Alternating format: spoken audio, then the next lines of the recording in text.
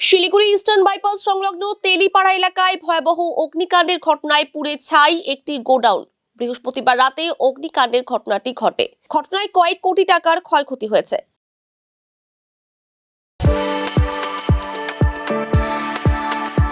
We are the dreamers, the achievers, and the leaders.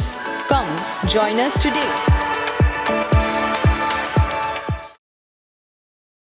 স্থানীয় সূত্রে জানা গিয়েছে, এদিন রাতে গোডাউনে আগুন দেখতে পান স্থানীয়রা।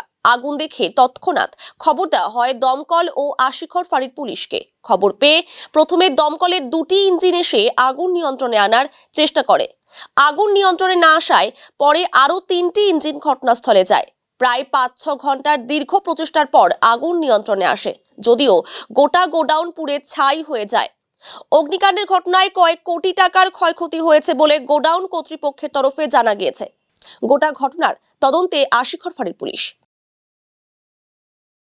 এখানে আমাদের ওই যে কেবলের যে তারটা আছে ওখান থেকে ফায়ার হয়েছে, মানে লাইন কালেকশনের থেকেই হয়েছে। আমাদের এখানে তো কোনো লাইনের কাজ হয়, মানে কোনো আগুন বা কোনো কিছু কাজ হয় না। এখানে আমাদের যা কিছু আছে, মানে কুকার কোম্পানি, তো এখানে কোনো কিছু ছিল না। না না, আমরা 6টার দিকে আমাদের ছুটি হয়ে যায়। আচ্ছা, তো আমরা 6টার দিকে চলে গেছি বাড়ি। 6:45 এরকম খবর পাইলাম যে এখানে আগুন। আমরা মহিলা মনে করো 5 জন কাজ করি, ছেলে 2 জন, মালিক নিয়ে 8 জন। রাইস কুকার, হ্যাঁ, এখানে বানানো হয়। মানে তোমাদের মানে চীন থেকে, মানে বাইরে থেকে আমাদের সে মানে কুকারের পার্টসগুলো চলে আসে, আমরা এখানে সেট করি। হ্যাঁ, আসমান আমরা এখানে শুনলাম যে এখানে আগুন লেগে গেছে, লাইনের দিকেই হয়েছে। মানে খবর দেওয়া হয় যে এখানে 2 জন ভাই থাকে, ওরা বিশেষ করে বলতে পারবে, আমরা তো বলতে পারবো না। আমরা যেটুকু জানি ওটুকু। জোবার হয় ঘটনা তো এখানে আগুন লাগছে, কিন্তু আমরা বাড়ি এখানে তো ওই দিকে যাচ্ছিলাম, দেখি একটা কালো ধোঁয়ার মতো উপরে উঠে আসছে। তারপরে আশেপাশে গোডাউনগুলো আগে চিৎকার করলাম, সবাই আসলো। সাথে সাথে আমরা থানাতে ফোন করার ব্যবস্থা করলাম। তবে থানা আবার ফায়ার ব্রিগেডকে ফোন করে 2-3টে ইঞ্জিন নিয়ে আসলো। এটা হলো রাইস কুকারের গোডাউন। এখানে রাইস কুকার তৈরি হতো এবং পাড়ার এখানে আমাদের আশেপাশে মহিলাগুলো কাজ করতো এখানে। যাই হোক, মহিলাগুলো যখন আগুনটা লাগতো তখন ছিল না, তখন কাজ করে সবাই বাড়ি চলে গেছিল।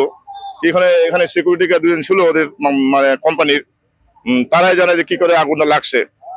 আমার মনে হয় শর্ট সার্কিট, এখানে লাইনের কাজটা বেশি হয় তো, এই জন্য মানে আগুনটা লাগছে এখানে। এটা প্রায় হয়ে গেল 1 ঘন্টা পারে হয়ে গেল একটু।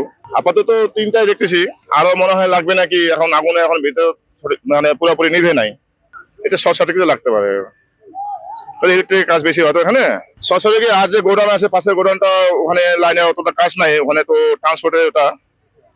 আরেকটা আছে আমাদের পাশে এলকেমের মেডিসিনের আছে, মেডিসিনটা ওরা সেফটি ওদের সেভাবে রাখছে ওদের গোডাউনটা, যে কোনো দামি মাল থাকে ওখানে। ফায়ার সিটিতে এসব দেখা যাচ্ছিল না, পুরোপুরি গোডাউনে খালি বানাইছে, রাস্তা কিছু রাখে নাই, যে আগুন নিবানোর জন্য একটা গলি রাখতে লাগে, কিছু রাখে নাই। মালিক এখন কিভাবে গোডাউনটা বানিয়েছে মালিকই জানে, প্ল্যান পাসটা কি করে পাইলো উনি।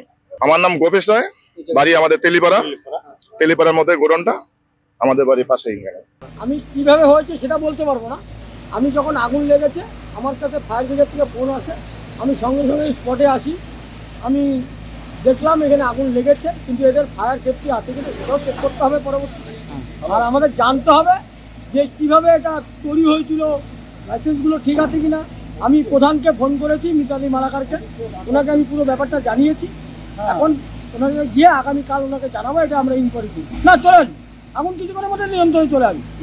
না, এটা ডাকগ্রাম টুর এলাকা, বৈকুণ্ঠপুর ফরেস্ট, তারপরে পরিস্থিতি নিয়ন্ত্রণে চলে আসছে।